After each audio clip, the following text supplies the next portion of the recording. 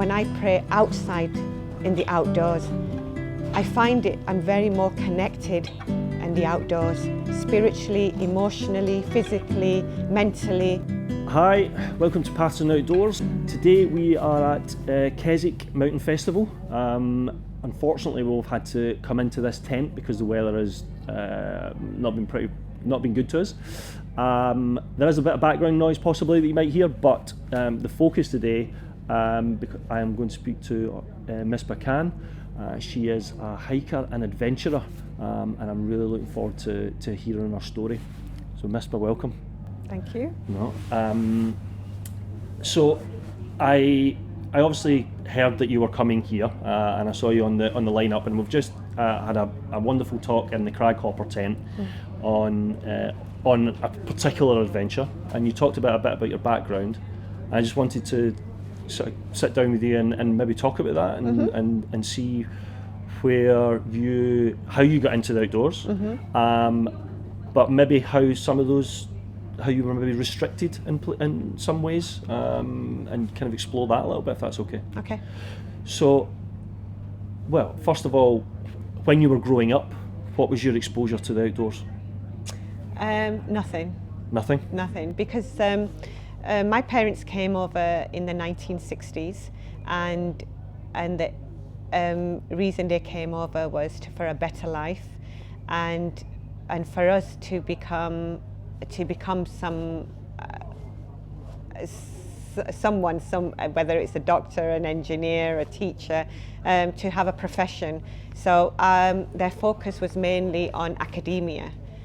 So outdoors was definitely out of the question. So you, for like weekends and things, your family wouldn't go on trips or anything? Would it all be, was academia and working, was that the focus then? Yes, it was academia, working. We might have had a trip around Hollyworth Lake. It's a small lake round in Rochdale, and the local park, and that's it. But anything to venture outside our area was a no-no. So what about things at school, and like trips at school or anything like that? School trips, again, we weren't allowed to go on school trips. Again, it's affordability as well. There were big families in those days and one person earning, so school trips were definitely out. So in terms of the family, do you have quite a lot do you have brothers and sisters? We have 5 brothers, four sisters and 1 brother. Right, okay. Yeah, but you have to remember, in our culture, in earlier days, in the 1960s, the families that came over, it was mainly the male that worked, the man of the house, and so the mother was the nurturer and carer of the home, and the man was the provider. Okay. So things have changed now. Well, that's what I was going to ask. Have you? How has that changed for you, and as being kind of first generation? Yes, it's changed now, where obviously we're more educated now. The girls are, holding on to very good professions. So you've got 2 professionals working, and 2 wages coming in, and at the same time, things have gone up. It's expensive. You've got mortgages to pay, and both of them are now contributing to the household income. So how have you found yourself coming through that, like breaking those barriers in terms of working and providing, and then having the outdoors on top of that? Has there been many barriers? Working is not a barrier, okay. Because you're actually contributing to the house, and the schools. You want better education for your children, and that meant both of us have to work. So that was never a barrier. Okay. But outdoors was a barrier, because that is something I'm doing for myself. It's not, you're not bringing money in, or you're not you're not benefiting the family. So you're actually either benefiting yourself. So that initially was a barrier because I am taking time out of the family and really using the outdoors to better myself. So how is the outdoors viewed in the community? Prior to me, the outdoors was a difficult, it was a no-go. We didn't do much in the outdoors. The community was mainly earning and paying for children's schooling, housing. Like I said, the bills are so expensive, so we would work and contribute to the house, and mainly that's it. I'll go to the cinemas. So for other leisurely things, it'll be cinemas or eating outside, eating in restaurants. Outdoors is something which is taken up more now since after COVID. Prior to that, it was not something I had discovered, or as someone has. I know of any other ethnic communities that are going out in the lakes or Wales or Scotland. And how then? So for you to get into the outdoors, how did you manage that, or what was your path into the outdoors? For me, it was I was working as a chaplain at the local hospital, and seeing Muslim patients, and their story was always the same, that they had served their husband, or they served their children, the children's children. And I used to think there must be more to life than just being a servant. So I discovered the outdoors actually through my children. They were doing Scouts and Duke of Edinburgh. And it was something I never had, and they were exposed to it because through schools as well. So I decided one day I will take up the outdoors using their rucksack, water bottle, whistle, and joined a Manchester Ramblers group. Okay. And that's how I discovered the outdoors. And that's what you decided to do? Obviously, hearing these stories from at work, and you decided, well, I want something different. I did. I wanted to make a change, and change always starts with yourself first. Yeah. So I started off with myself.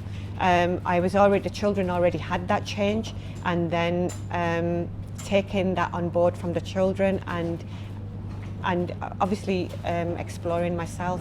That's what I did. I took on board. How did you know that was how you were going to get into it? Like, how did you find that group?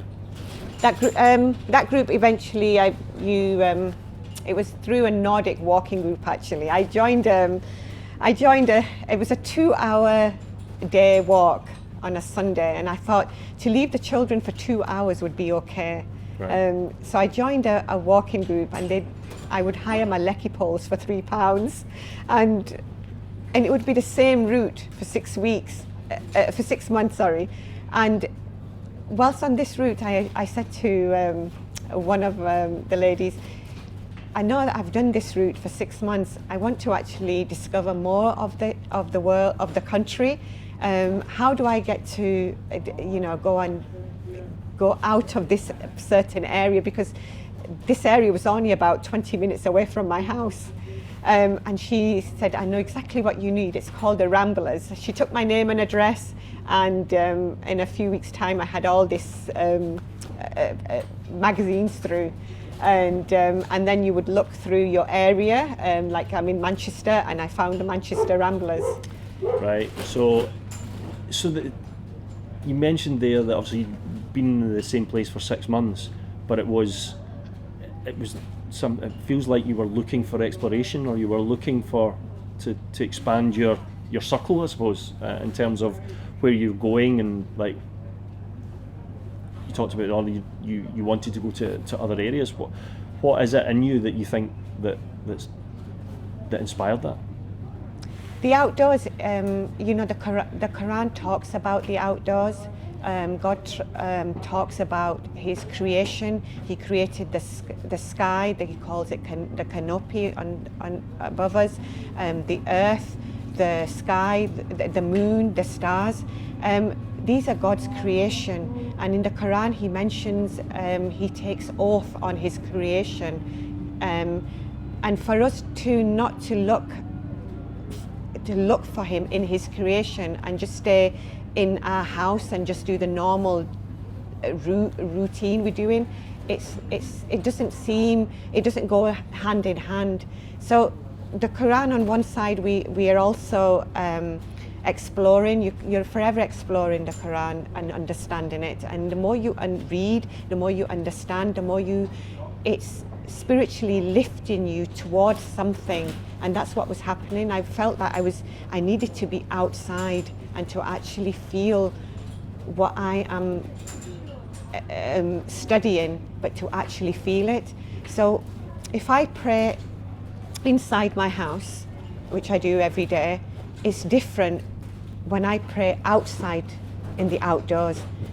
I find I'm very more connected in the outdoors, spiritually, emotionally, physically, mentally, which I am not when I'm indoors, because I'm in the comfort of my home on a prayer mat. The water's coming from the tap to do my wuzu, and then I put my mat on the carpet. It's all comfortable.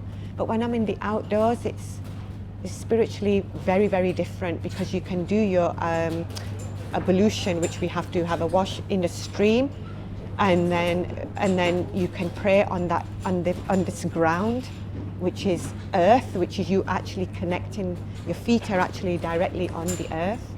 So learning and reading the Quran and then taking that into the outdoors, into the mountains, and feeling it are just two separate things. I mean, I'd never heard it talked like that before, but it sounds like you've kind of found yourself a little bit there. And it sounds amazing, if I'm honest. Even when we sleep outside in the tents at night, when you're in the city, you're driving, the only time we look up is when we see a skyscraper and we say, wow, what a nice building. But when you're in the outdoors and you are actually seeing the stars, the sky, you actually feel all this. Connected. Yeah, you feel very connected. Oh, that's beautiful. The wind seems to be rattling our It tent is a the little wind. bit, but that's all right. We'll excuse that. So, where did your walks take you? So I started with the Ramblers, and it was a fortnightly walk, and it was easy for me because I can't read a map. It was safe because I was amongst people on a coach, just exactly like going on a school trip. So You got your school trips late. Yeah. Yes, so a school trip. To me, it was a school trip. Every fortnight, I would look forward to the school trip, and I would be covering. So they would be doing the Lake District from May to September, and Wales, and then from October onwards, it would be the Peak District, which I've never heard of. Yeah. Never heard of the Peak District. Yeah, so how aware were you of mountains and Lake District, Peak District? Was that I was just never aware of No. anything. I never even knew mountains had names. Yeah. So, Well, good. a very now you found sheltered out. lifestyle, yes. Now I know there's Wainwrights, and now I'm trying to tick off all the Wainwrights. Yeah, amazing. So what was your kind of first mountain? Where did you end up going first? Do you remember? My first mountain was Helvellyn. Wow. And That's a big mountain to start with. Is it? I think so. I didn't know at the time. No, I bet you didn't. No, I didn't. I was quite tired, and I was last in the team, Yeah. and asking them, "Are we there yet?" And this team was absolutely so experienced and much older than me, Right. and yet they were so strong. I think they were worried that whether I'd reach there to the top or not. But once I reached to the top, that was it. It was after that, I couldn't wait for the next trip. Yeah. And what route or what mountain kind of stands out for you? What one of your trips kind of? For me, for the local trips in the UK, I think it's still Helvellyn. Yeah. Yeah, it was my first mountain. It's stuck with you. It stuck with me. Okay. I have lots of memories there. Yeah. Yeah. Oh, nice. Like what? Can you give us one? Because it was hell. It's in the name. Yes, it's in the name. Yeah, so pushing yourself to get there. It was my first mountain. It was hell. It was dark. It was wet. I didn't know why I was doing what I was doing. I couldn't wait, to get to the top and come back, and that's it, finish. But it's stuck with me forever. It's just memories. And now, and since then, what kind of, where did that take you? Where is that taking you?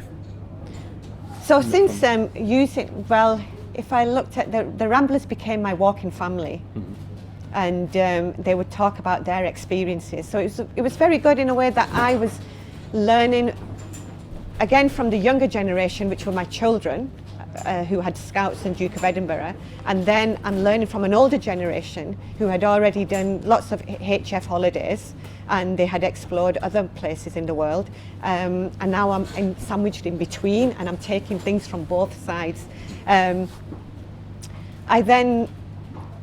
My first ever mountain abroad was the Atlas Mountains. Wow.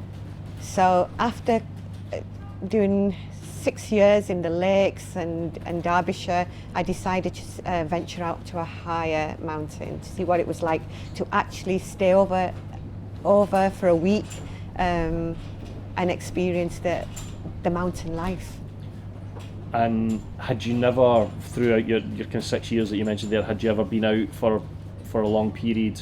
No, it was only a day trip. Just day trips? We just did day trips. We had to be back. I even did Loch Lomond in one day. Oh, really? Yep. Drove there, did Loch Lomond, and came back in one day. Right, okay. That was about it. Staying over was okay. not in my remit at all. So how then did it... Not how then. It progressed slowly. Progressed, right. 5 days in Toubkal, and then the following year Kilimanjaro for 2 weeks. Okay. So let's talk about 5 days first. What was it like kind of being in the mountains for that length of time? Or what was the structure of the trip? How did you find that? Actually, I booked the wrong trip. Right. I didn't understand what winter mountaineering was. Right. So I booked Toubkal when I think I was just going to go up a mountain, that's it. But they asked me if I had winter mountaineering, which I thought I did. It meant that I had come to the lakes in the winter in the mountains, which we didn't really, but we have gone onto the mountains when there've been snow, so that's what I thought winter mountaineering was, until I got to Toubkal. And the rest of the team had crampons and ice axe, which I never had that kind of equipment. So, and I had the wrong boots. I had the normal British hiking boots. So I had to have a quick half-a-day lessons on how to tie crampons and use an ice pick by one of the porters. Okay. So that trip was success, but I'm glad I didn't go on a longer trip, somewhere like 3 weeks to Nepal on a winter mountaineering with the wrong equipment. Yeah. So this was a start for me, an introduction to mountaineering abroad. Okay. And what did you think? Absolutely loved it. Yeah. A bigger mountain, higher mountain. It was like as if someone had given Botox to the mountain. They were so big and fat, because the only mountains I had seen were the Lake District. So. And now you're in the Atlas Mountains. Then I was in amongst some high some peaks. Amazing peaking. And how did you get on with crampons and ice axes then? Was it? I struggled with the ice axe. Right. A couple of times I had dropped it at a great height, which the porter had to go run down and get it. Crampons I found quite easy to walk on, because don't forget it was already snow, so I needed some kind of grip. So they were very good to walk on. Yes. Yeah, I know exactly what you mean. The only thing was the boots were wrong, so I put plastic bags over my socks, and then used those normal boots. Right. So you adapted and you got it. You just adapt, and you get on with it. Excellent. And suppose on that trip and probably your subsequent trips, were there many other people from your community or from people with colour and on those trips? I've never seen anybody No? from the Asian community on any of my trips, Right. except the North Pole trip. Okay. Um, We'll go on to that in a minute. Okay. And Misba talked about that earlier at the talk she did here at Keswick Festival, and we'll definitely touch on that. But I think we'll get there. But yeah. So, were you trying to involve anybody within your community to come with you, or were you just keeping it for yourself? Is that At the time, I was keeping it for myself. I didn't feel that anybody needed encouraging, because in fact I needed encouraging myself. so? Where did you get that encouragement from? Mainly because of the negativity what people gave me. I used it as a positive. So What's that? sometimes you have to, what's it called? Reverse psychology? Yeah. Yes. So that's what I was doing. And so were you sharing this with friends, and were you sharing your experience either on social media or in person with your friends in the community? no, not No? really. I just Yeah. got on with it. Right. Okay. Because it was something for myself. Yeah. I wanted to feel the mountain for myself first. It wasn't about summiting. It was just about being there and having the mountain experience. So for the first one, it was I didn't share. It wasn't for sharing. Yeah. It was just for me. yourself. Yeah. And then, what was your next trip after? And my second one was Kilimanjaro. Right. Um, And how did you get on there? that was one of my best trips, because we had a massive group, Right. a mixed group. When I say mixed, it was people from Canada as well, and Canadian girls and British. So it was a big group with a good mix of male and female as well. So it was a very good group. And how did you get to the summit? I got to summit. Excellent. It was hard, but I got to summit. It's not one I've done. I've heard though it's tougher than it I think looks. jumping straight from Tupkal and then to Kili. Yes, again, I was I didn't have the right equipment. I was missing a jacket really. Right. But like I said, these things, I didn't have the experience, and I didn't have the experience in outdoor clothing either. And so going to an outdoor clothes shop and saying to them and asking them, I need, I want to do this, and you're worried that they might sell you things which are wrong as well, because you don't know much about it.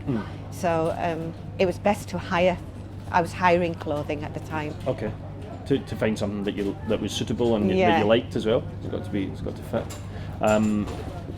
And when you go into these shops and the hire shops, do they? How do you find them now? Do you find them more open to tell? Yeah. Oh, very much, very much. I'm now very relaxed going there. Right. I know what I'm looking for. You learn the brands, you learn the makes, you understand what equipment goes with what kind of weather. Now I'm extremely confident, and like vice versa, the shop people are confident with me. In fact, I was offered a job as well in the outdoor shops. I didn't, because I don't have any time to give. I was offered a Saturday job to come and work for them because I have the experience of the outdoors. Yes. I said no, I couldn't do that. You don't have time. You're too busy going I'm outdoors too and going on busy. trips. Yes, something will have to give, and it'll be that my trips will have to give. Well, that's it. And when you started with the Ramblers and you went to Elbrus and to Kilimanjaro, did you find that there was any negativity to you being a person of colour, being Muslim and a female, or have you had any negativity out with you? The negativity is actually coming. The reason I had negativity was it's not a norm that Muslim women get up and do and go off to the mountains, because all my life I've been just working, and it's work and home. So this was something different I was doing. I was actually getting up and going for like 2-3 weeks on my own, exploring, And so I can understand some of the negativity which was coming from the older generation, because they were thinking, well, the children are going to be left on their own. You've left your husband on your own. You know, how are they going to cope? You know, things have now changed in the generations to come. People can, you know, there are takeouts. Men and women both cook. Men are actually very good cooks in our culture. So I think that kind of negativity was coming from the older people who don't have that experience, and it's not a done thing in their time. So since you've sort of forged this outdoor path, is there anybody from your community or from other Muslim communities, have they joined you in your walks, or are you still doing it for yourself? No, I'm not doing it for myself anymore. No. Now I'm trying to encourage everybody to go outdoors, whether it's from my community or your community. Yeah. It's outdoors is for everybody. There's no race, religion. You know, it's no age. It's for everybody. So we have now groups set up already. There's one in Manchester that's set up. It's called the Lotree Group. There's I think over 100 women on that group, and they're actually doing one hike a year. So last year we did the Ullswater Way. It was a 26-mile walk, and it was we'll pick a charity. So I think last year we did, let me think, cancer research. Right. So what we do, usually 7-8 months beforehand, we'll put a training package together, and everybody buddies up with everybody, and wherever they live in, they'll start doing a small walk. Whether they have to go to shops to get some eggs, they'll go for a walk. They'll go walking instead of taking the car. So this is helping them to gear up for the big hike. And you've got other groups. You've got Muslim Hikers, who's a big group. I don't know if you heard that they already had some bad press. I saw the bad press over. Yes. It was Christmas, I think it was. And that was bad press. It was heartbreaking, if I'm honest. And I can't even imagine how it was within the Muslim community, but just from looking from the outside, it was. I couldn't believe when I read that, and they're doing such good work. Amazing work, yeah. To get everybody in the outdoors, and I suppose the reason why they're having a big group following them is because there's an understanding that we have our prayer times, and I suppose it's comfortable for certain people to go with the Muslim group, so they feel comfortable that, okay, we're all stopping for our prayers and we're all doing our prayers together. Whereas I'm happy with both. I want to break the barriers. I want to integrate. I like to integrate. So you're actually learning. In a way, you're learning from my religion as well. At the same time, I'm learning from yours. So I'm sort of breaking barriers in a different way. But I totally understand for those people who want to go with the Muslim group because they feel comfortable. Yeah, I think I've heard that a lot. Obviously, when we talked before, I hold my hand up and say I come from a very privileged background. Yes.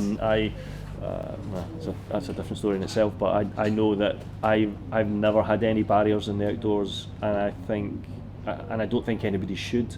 And when I saw that, I mean, that's just one example. There's many examples, I think, of other times where communities have had some adverse feedback. Let's say it was quite bad. It was extreme feedback. It was. But I don't think the people who was giving understood. Not just as praying. It's when I go. When I'm walking with the ramblers in the evening, they go off. They go to a pub. It's not something I would do. I would get in the car and come home. Okay. So you could understand why the group want to go with their own group, don't you? Yeah. I suppose you could understand that. Yeah, definitely. Because it saves them an hour to either go in the pub and then what am I going to do is sit in a pub and have a cup of tea? Yeah. Well. I might as well come home. I didn't. Fair enough. And I think that's when it comes to things like that. That's about the community, isn't it? It's about understanding each other's cultures and respecting each other's religions and cultures and faith ways of life. in every way. Yeah. Yes, the way of life. It is a different way of life, but the outdoors, like I said, it's for everybody. You might want to go to the pub afterwards. Might want to go. We'll go home because we have other commitments to do. Because, like I said, we have prayer times in the morning, in the evening, midday, and evening, and you really want to get home before the sun sets. For the evening prayers. For the evening prayers. So you're breaking barriers in your own community, and you've done a few trips now. So you've been to Atlas Mountains, you've been to Kilimanjaro. What other international type trips have you been on? Elbrus. Elbrus as well. Yep. Now you're fully winter mountaineer. I am trained. trained. Yes. A baptism of fire in Atlas, the Atlas Mountains. And then talk to us about the North Pole opportunity. Yes, the North Pole opportunity. Well, it was an application form that I met a girl who I went to Kilimanjaro with, Jessica, and she had printed this application form, the North Pole application, and she said, "Why don't you apply for it?" Which I did. It was asking. It was 12. It was a leader, Felicity Aston, who is a polar explorer, it was her expedition, and she was going to lead a trip of 12 women from 12 different countries. 6 from the west and 6 from the east. And the whole purpose of the trip was to foster greater dialogue between the two, the west and the east, and for women to reach beyond their own expectation. So I applied for this expedition, not knowing that I would get through. 1,000 women had applied for this expedition, and I finally got accepted amongst 12 other women. And then all I had to do was train. Okay. And it was train very, very hard. Okay.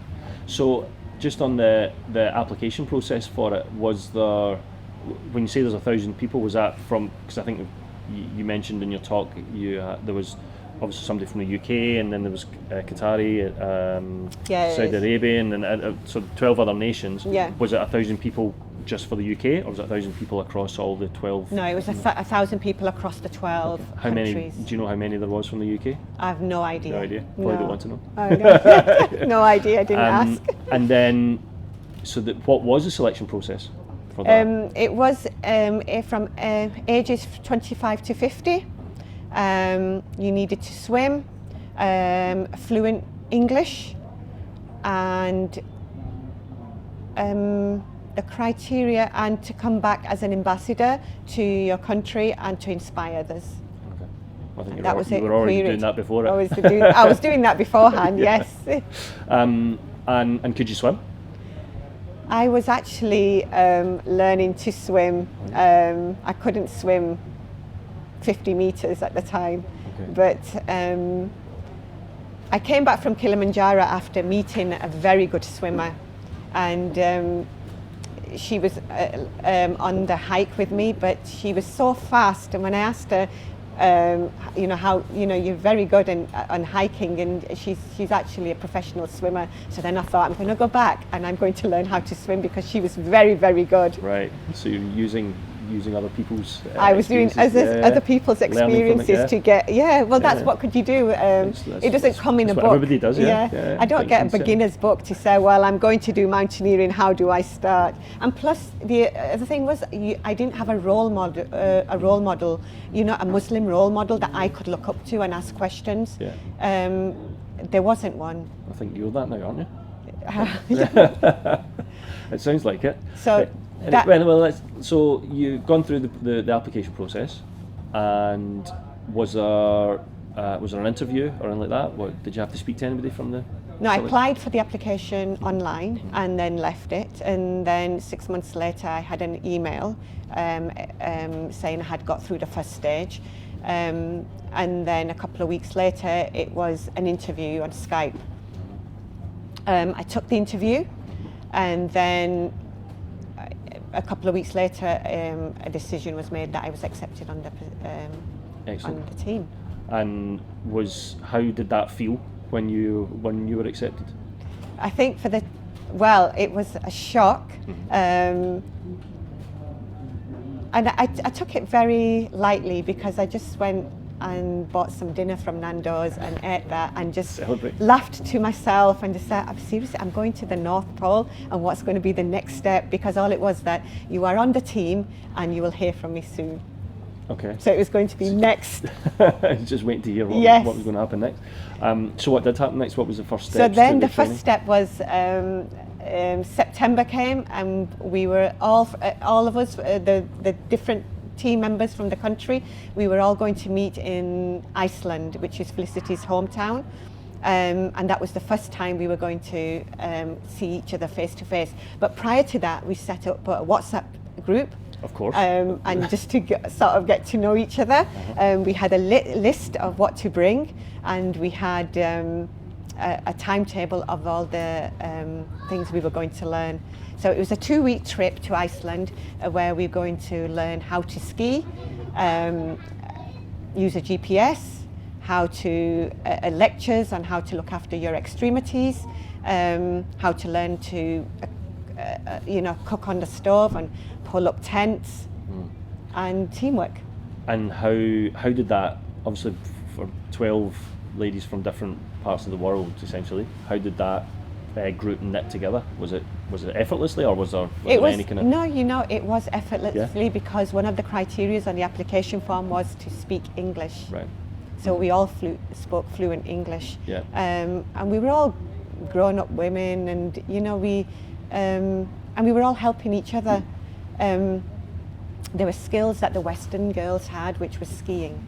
Right. And I think the majority of the Middle Eastern girls couldn't ski, including myself. So, and these were exchangeable skills. Again, learning from each other. Learning from each other. Yeah, no, that's great. And how did you find Iceland? Cold. It was -18. It was cold. Was it? Wow. Yeah, -18. That can be quite cold. Dark, cold, and because we were on the glacier, and all I could see was sort of black holes. Oh, really? Yeah, I saw a massive hole, black, like a crevasse. A crevasse. Yes. And I was like, no, this is dark. But you thought no, but you were still there. You still did it. I was going to give up. Were you? I was going to give up after the ice breaking drill. Okay. Is that getting in the water? That was jumping into a freezing cold lake, and that was required in case the tent had fallen into the Arctic Ocean, and how we would have to swim out and get ourselves out, because I can't see anybody jumping in after me. Can you, in -40? No, I don't think anybody would be. I wouldn't jump after somebody else, so I don't think no one's going to jump after me. So what was it about that made you want to quit? It was cold, and it was just cold, and I didn't see the purpose of what I was trying to prove. Right. I wasn't trying to prove it to anybody, but I just found it cold, and there was lots of skills I didn't have. But the whole purpose of the expedition was to learn off each other, and these skills can be learnt, and it's about teamwork. definitely. So that's why I was thinking, you know, every day I was like, I'm going to quit. But every day I was learning, I was getting a little bit better. Again, that was teamwork, because there was one of the girls in there saying, "You're doing very well, Misba. You are doing really good." And sometimes would put me in the lead, and everybody would just follow me. We'd all have different places in our group. Sometimes you're in the middle, so you had to carry on. It would help you pace up. So every day when you were thinking, "No, I'm going to leave," by the end of the day you think, I've got better today. So by the time I finished a 2-week trip in Iceland, I wasn't going to leave. Yeah, you had the confidence I was, and yeah, your the skills confidence was coming back. Yeah. I bet you're glad you didn't, because obviously there was more training, I think, was there was more training. I had to train harder. I was the oldest team member, so I was very lucky that Felicity had given me the harness, the stove, other bits and bats, things to bring home and to learn, you know, how to use to get my expertise up to scratch with everybody else. Yeah. So I used the harness, and I got a tyre from the MOT garage, and used to pull the tyre along the park. Yeah. So I did that after work every other day. Did you get strange looks? I did. Yes. Yes. Telling me to roll it instead of pulling it. All right. Yes, Okay. yeah. Useful. Yes. And so you used that for training for pulling the sled, pulling the pulk. And you mentioned that you went, in your talk you mentioned you went, well, it was a sandy area, I can't remember where it was you went for training. Yes, so after Iceland we did a 2-week expedition in Rub al Khalil in the desert. And like I said, that the whole purpose of this was to foster greater dialogue between the East and the West. So now it was for the Western girls to see how the Eastern girls lived, and to understand two extreme environments in two different continents. I know it sounds strange, we're pulling sledges over sand dunes, but it is similar to Iceland. Just it's warmer, just warmer, and you needed water. Yes.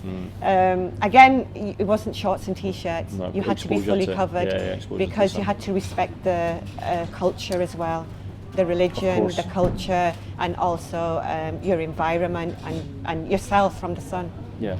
So. And which one do you prefer? The sand. Sand. Yes, it's warm. Yeah. So, as well as the training, you had some fundraising to do, didn't you? We had fundraising to do, which meant that we spent, behind the scene, a lot of time was spent on raising the funds, the money, writing to sponsors, which is one of the hardest parts, is to get the funding. We weren't going to leave anybody out, so. All 12 of us were at the same, it was, the good thing was that we were all communicating with each other, and helping each other, like a teamwork. Everything boils down to teamwork. No, definitely, yeah. And you made your way over there. Well, what was the next? You got all your money, you got all your kit. Got the money, got the kit, got the ex-training, trained. Yeah. You're never fully trained when you think you are fully trained, because once I landed head off to North Pole, and I got to Longyearbyen, which was minus 27. We acclimatized there for a week, got our kit sorted, and then headed off to Borneo base camp, where it was minus 38. And you think you're trained. I don't think it was really physical training. It was cold, and you can't train for cold unless you walk and live in a big freezer. Yeah, that's true. Which I even thought of. Did you? Yes. That was going to be one of your huge training one of plans. those meat freezers. Yeah. Going in there and staying in there for a bit. Yeah. And then I thought, no, I'm not going to go that far. I'll deal with it when I come. Probably training for minus 38, even in a freezer's probably. It's probably not cold enough. Actually, yeah. But I couldn't stay there for 9 hours. No. No. it's difficult to prepare for, I suppose. The cold is very difficult to prepare for, very, very difficult. I don't know how you would prepare for that. And how did all the other members of the team cope with the cold, or react, I suppose, initially to the cold? We all did. We all reacted in different ways. You know, we were silent because you're there now, and there was no going back. Yeah. And we're all trained to help each other. Now, if one person went, you'd lose hope. Because everybody had their jobs to do. So I was the chef in my in my kitchen, in my tent. So just imagine if I left, there'd be no food for the others. Well, there would be food. They'll have to put it up together because I did all the training for being the chef. Right. Okay. You happy so with we that all role? had. Oh yeah, I was given that role actually. It wasn't that I was saying, "Oh, I'll be the chef." I was the more mumsy in the team. Right, okay. So I was given the role of as the chef. So we all had our jobs as well, and we all knew our jobs thoroughly. So in Iceland, in Oman, we kept the same routine: pitch up the tent, bring the sledges to. I got into the tent. Stuff was thrown from the sledges into the tent. I put them in the four corners. Everybody knew what corner they were sleeping in. So it was a routine that was fixed. Okay, regardless of the conditions. Regardless of the conditions. And on your travels to the North Pole, what stood out? What was your was there a standout moment, or was there anything that you could pick from it? I would think the ice. There were certain places that I would stop and look at the ice, the blocks of ice, because it would show you how old the ice was, and it would remind me of old age. It would remind me of the veins on the back of your hands. The older you get, the more apparent the veins pop out. And the older the ice was, the more it was. You could see the veins in the ice. Okay, that's and interesting. The it's not something I'd ever thought of before. But yeah, it's an interesting perspective on it. I think that's maybe because I was doing chaplaincy work, and I would see and age. Yeah, because for me, we're only on this earth a short time, and time is so fast. I like to make the most of my time. Well, it kind of seems you are. It sounds like you are at the moment. Yes. And what was the hardest part of the trip to the North Pole? It's filling those the gas bottles with oil. You have to take it outside of your tent, and it's -14, and we took the petrol cans, and we had to fill them up. Into the bottles? Into the bottle, yeah. That was the hardest part. Really? Yeah. Not the skiing across? No. No. That was the hardest part. It's funny how once you got into the tent and your bottle is like, oh gosh, it's only got a little bit more left and there's going to be no flame. You had to get changed quickly, put on your ski gear back on and go out again. And that again. You don't want to do that. No, I suppose not. Once you've got the comfort of your tent. Yeah, I think the skiing was, you just got on with the skiing. It was just head down, no one spoke to each other, and it was head down, and you just followed the sledge in front. And the sledge in front would have somebody's toy on it. You took a teddy bear, or someone had written, "Be happy, keep smiling," and you just had your head down and just carried on. Yeah, because once the hood's up, I imagine you're there skiing forward. And you've got your goggles on and your head down, and just breathing through this mouthpiece. Yeah. And would you go back? Definitely. Yeah. I would like to do the South Pole now. Yeah. Yeah, I feel like a bit tipsy. And am I right in saying there was 10 of the team made it to the North Pole? Yes, there was 10 in the end, because the two team in training, the two girls, I think it was Jordan and United Arab Emirates had left the team. Okay. So we didn't recruit for them. And one am I right in saying one of them was through cold weather exposure? Yeah, she did, but but she still came with us. Although she stayed at Banyo Base Camp, after when we finished the expedition, the helicopter came to pick us up, and she came on the helicopter to pick us up, which was so good. That's good, yeah. Yes. Yeah, that's a little reprieve then for her. And it's going to be a film. It's going to be released later on this year. Yes, there's a documentary coming out called Exposure. Right. It should be released in the fall this year. Okay. I we'll will let you know we'll when. look forward to that, yeah. Yeah. I look forward to seeing that. Obviously, you showed a clip earlier of it. Yes. Yeah, it looks good. So that was 2018? That's 2018. Yeah. And how long after, I suppose, your decision to get to go outdoors, like when you started your Nordic walking or the Ramblers, how long has it been? So 28. It's been 14 years now. Right. I've been walking 14 years. And you've gone to the North Pole. Yeah. Amazing. Yeah. Yeah. I always wanted to reach the highest mountain, but I got to the top of the world. You got to the top of the world. Oh, amazing.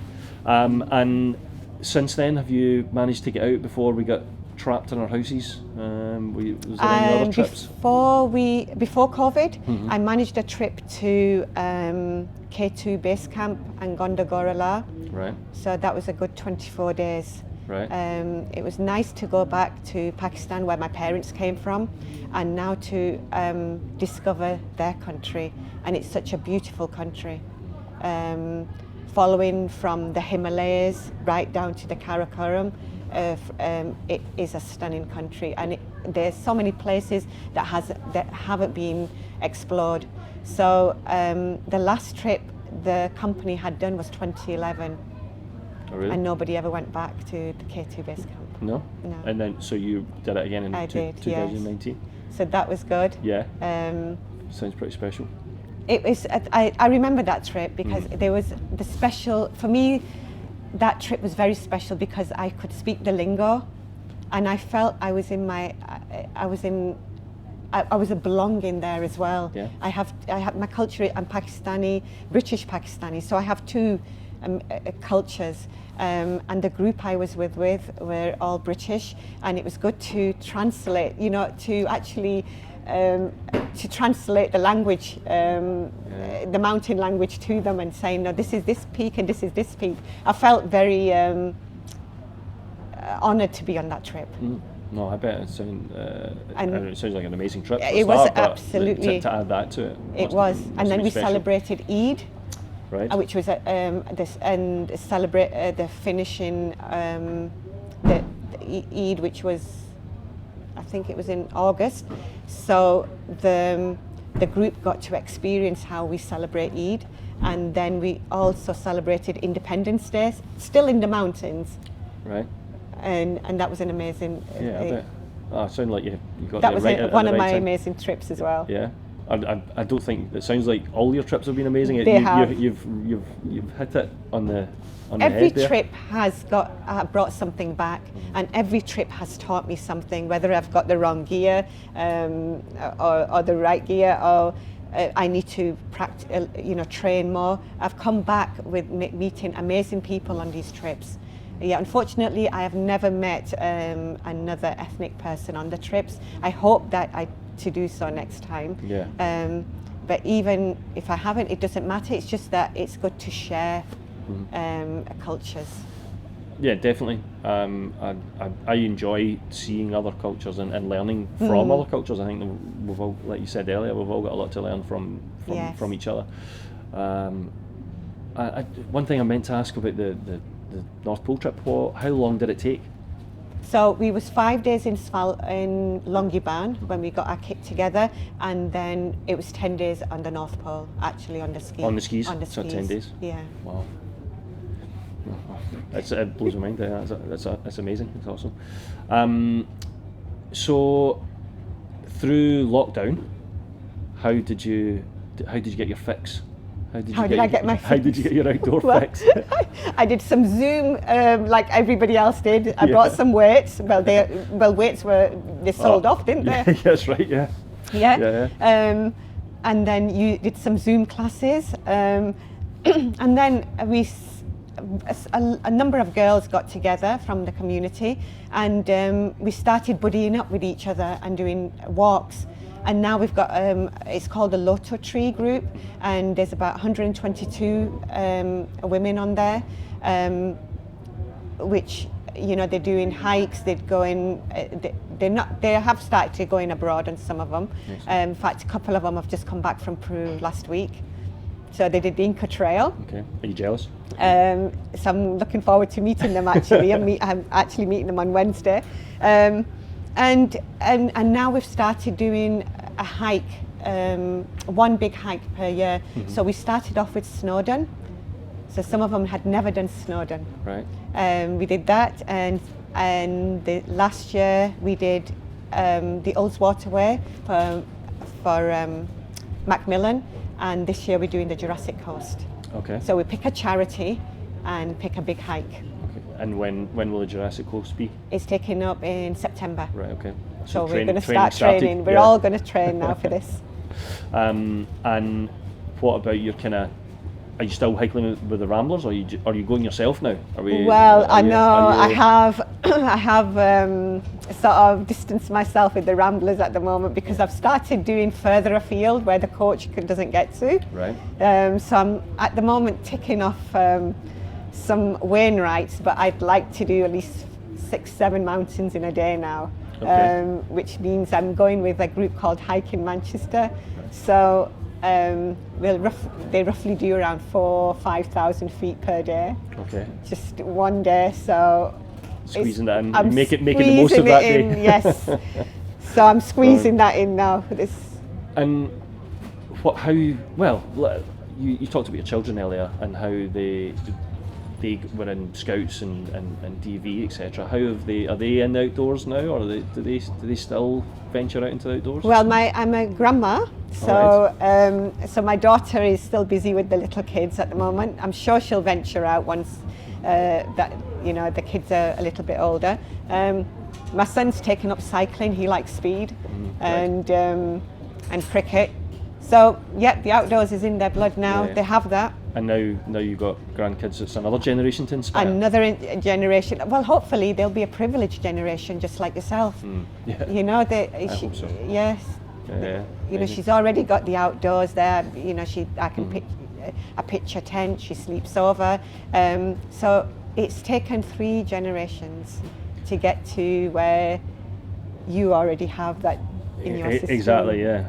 And well, I'm so glad to see it get to that stage. It will, inshallah. It will. Yeah, inshallah. So what's on for the future for Misba Khan? What we going to see you do Well, next? let's see. I'd like to venture out for just over a 6,000 meter peak. I've seen one in Pakistan. Yeah, back to Pakistan, back to... Yes, there are mountains there which haven't been touched. And that's true, yeah. There's plenty to explore. It's a place where, definitely to explore. And I wish the adventure company have more and more trips, like they do for Nepal. I wish they could do the same for Pakistan because there's so much out there to do. Yeah. And you're going to continue to tick off your Wainwrights?